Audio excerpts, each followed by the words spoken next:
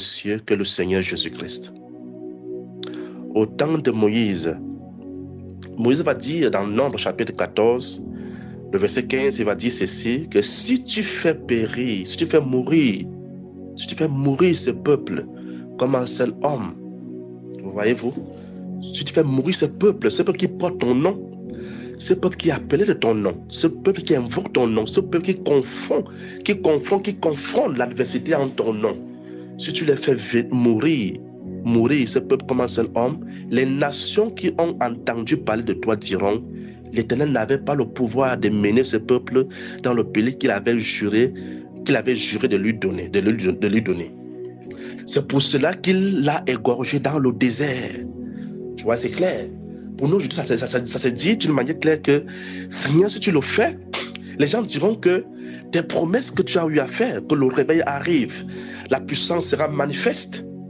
Tu vois, le Saint-Esprit arrive, l'Esprit de grâce arrive sur la terre. La dernière maison sera plus glorieuse que la première. Toutes ces promesses, c'est satanique.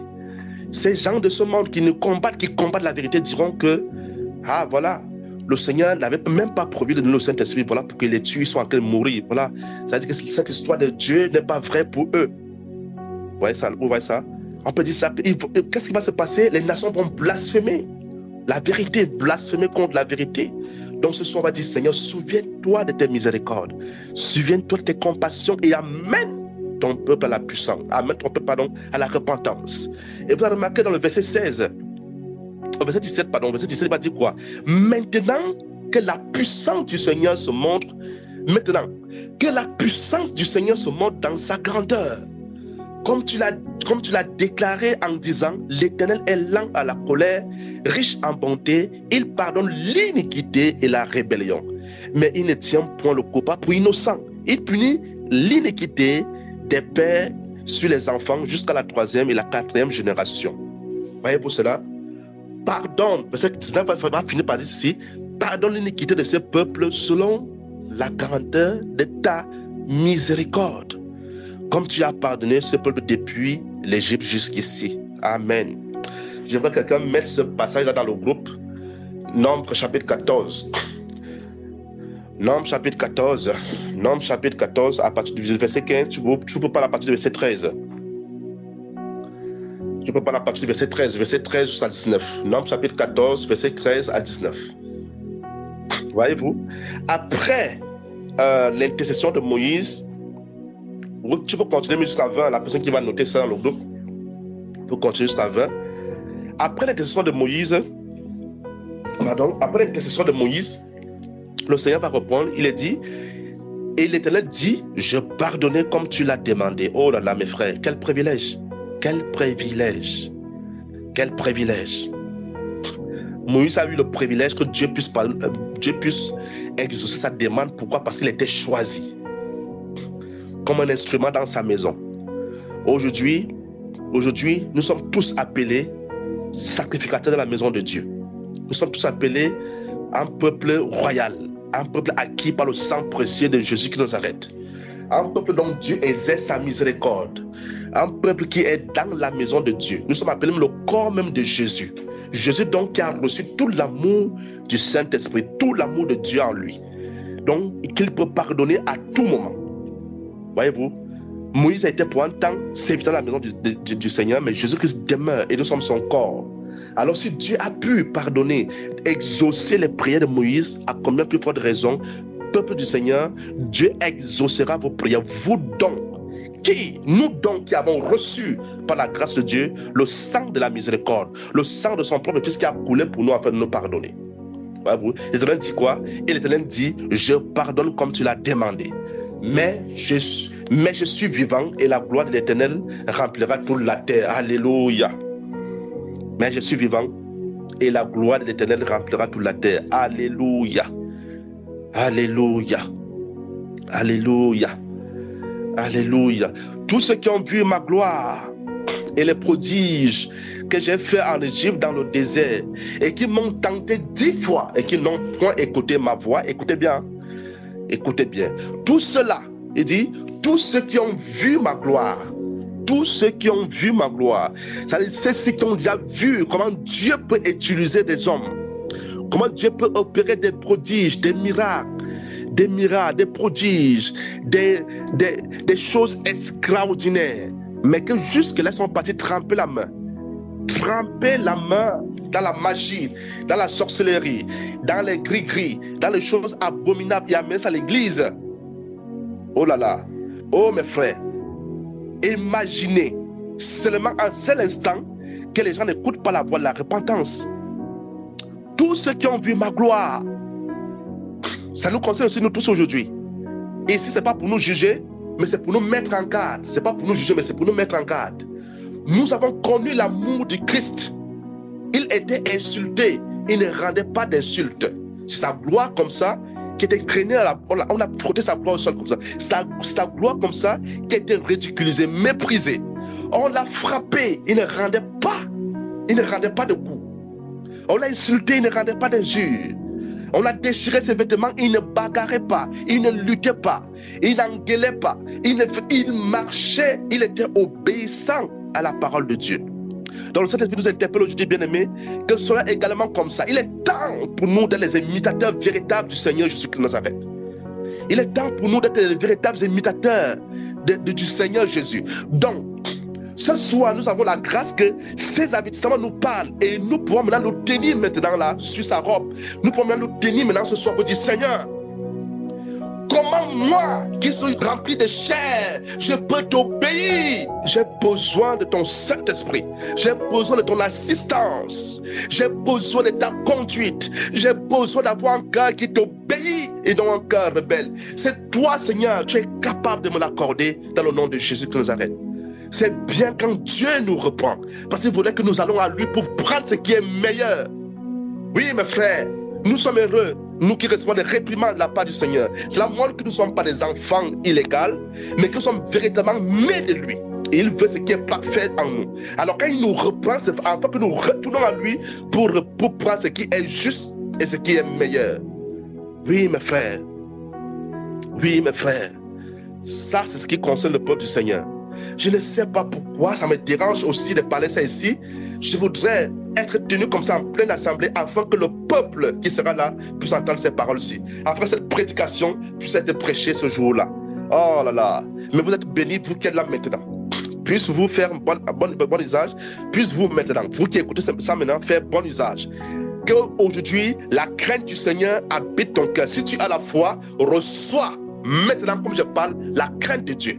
Celui qui n'a pas de foi ne peut pas avoir la crainte de Dieu. Mais si tu as la foi, reçois la crainte de Dieu. Vous avez vu ma gloire. Je ne veux pas arriver au niveau des prodiges. Vous avez vu ma gloire. Vous avez vu ma gloire. On a vu la gloire du Seigneur être chiffonnée. Il a été fouetté, battu, humilié. Il ne s'est pas levé pour combattre un homme. Non, mes frères. Alors, quelle que soit la chose que tu as fait, quels que soient les murmures que tu as fait sur un frère, sur une soeur, les murmures que tu as fait à l'église, les murmures, quel que soit le péché par lequel tu es coupable, quelle que soit ta bouche qui a murmuré, ton cœur qui a murmuré, bien aimé, ce soir, c'est le moment idéal de se repentir, de demander pardon à Dieu. Pardon sincèrement. Parce que Dieu a des regards sur nous et il veut faire quelque chose d'extraordinaire. Vous le verrez.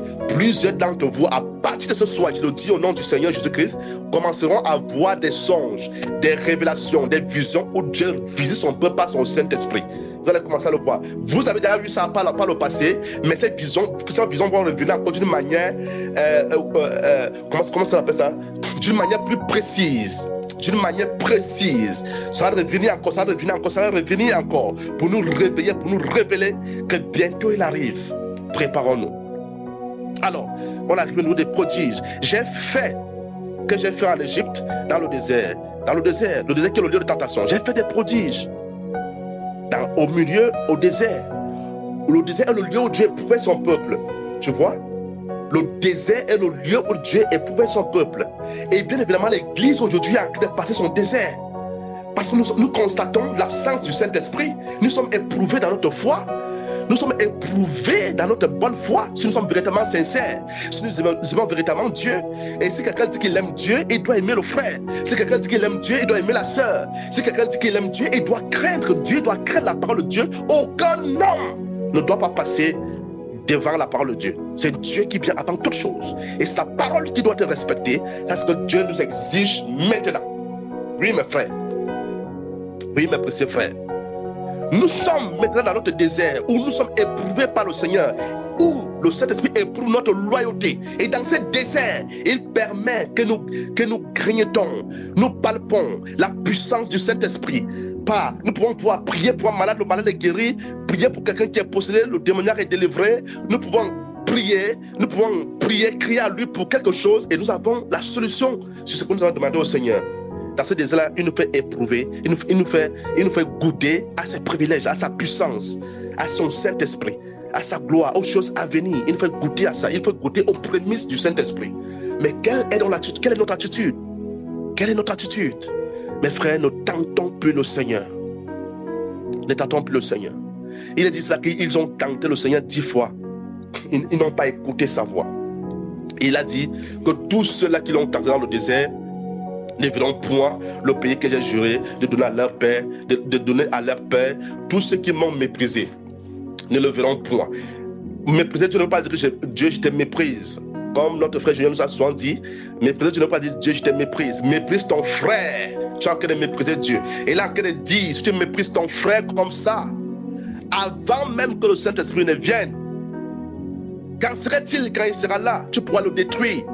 Alors, tu ne le verras pas. Quand ce moment arrivera, tu ne verras pas ce moment-là. Voilà ce qu'il dit ici d'une manière claire. Que voilà la promesse que j'ai dit, que j'ai donnée.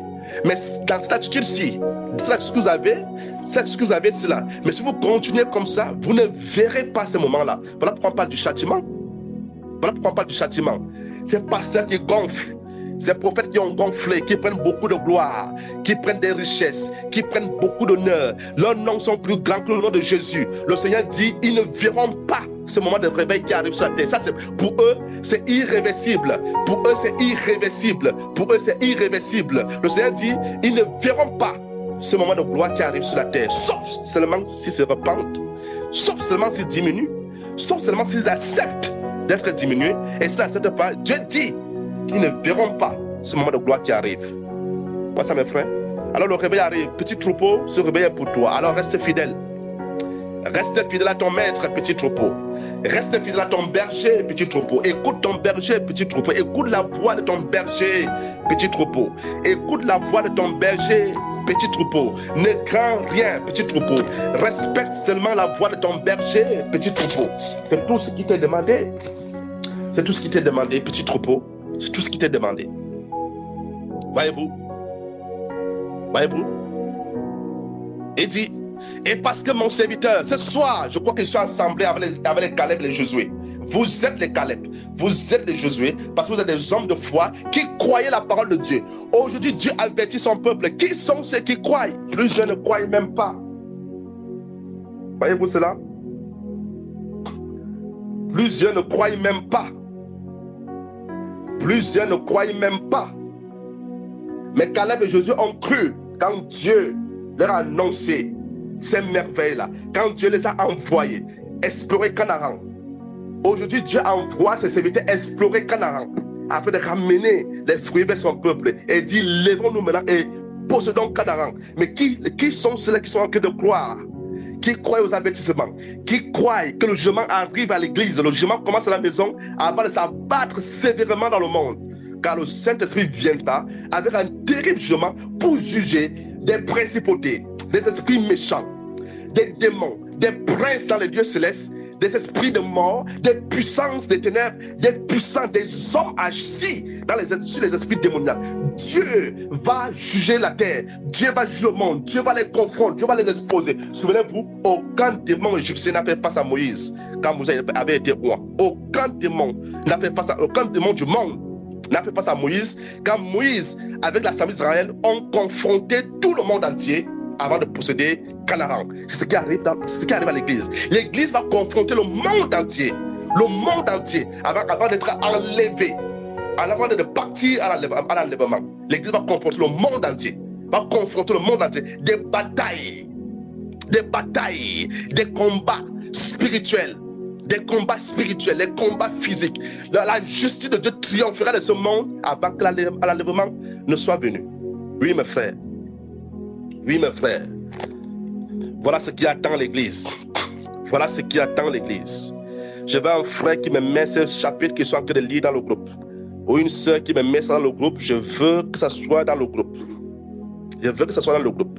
Et parce que mon serviteur Caleb a été animé dans l'esprit, dans notre esprit, c'est-à-dire, en notre esprit, c'est-à-dire le Saint-Esprit.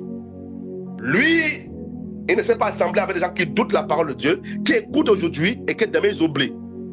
Le Seigneur parle aujourd'hui comme il parle ce soir. Il avertit un petit troupeau qu'il aime beaucoup. Par amour, il nous avertit. Il nous révèle ses voix. Et il nous parle. Afin que nous ne tombions pas dans le même piège que ceux du dehors qui doivent recevoir le jugement. Mais nous n'écoutons pas. Voyez-vous cela? Nous n'écoutons pas. Il dit, parce que mon serviteur Caleb a été animé dans notre esprit et qu'il a pleinement suivi ma voix, je le ferai entrer dans le pays où il est allé. Et ses descendants le posséderont. Oh, alléluia.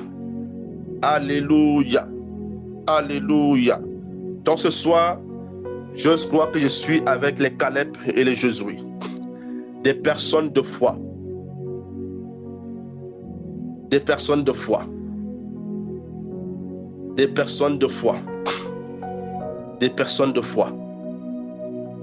Ce soir, je crois que je suis avec les Josué et les Caleb. Des personnes de foi. Dans ce livre d'Exode, chapitre 33, dans ce livre d'Exode, chapitre 33, l'Éternel va dire à Moïse, pardonnez-moi, l'Éternel va dire à Moïse, je ferai ce que tu me demandes, car tu as trouvé grâce à mes yeux. Bien aimé, toi aussi tu as trouvé grâce aux yeux du Seigneur aujourd'hui, parce que tu as reçu son nom, tu as reçu sa parole pour te sauver.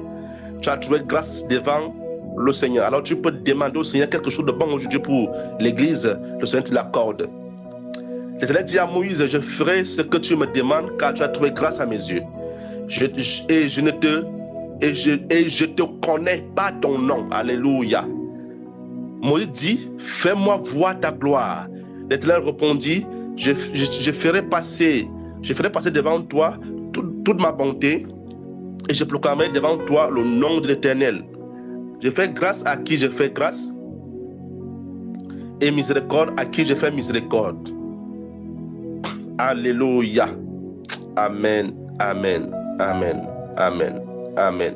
Amen. Amen. Amen. Amen. C'est merveilleux ça. Amen.